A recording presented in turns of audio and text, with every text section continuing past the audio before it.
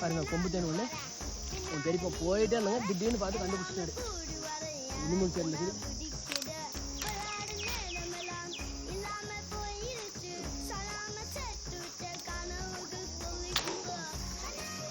ஒரு நாள் சின்ன கொம்பு தேன் தான்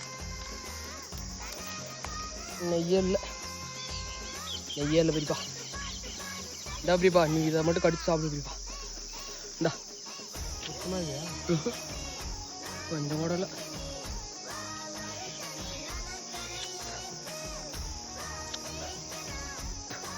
ஏய் கடிச்சு விடாது பூச்சே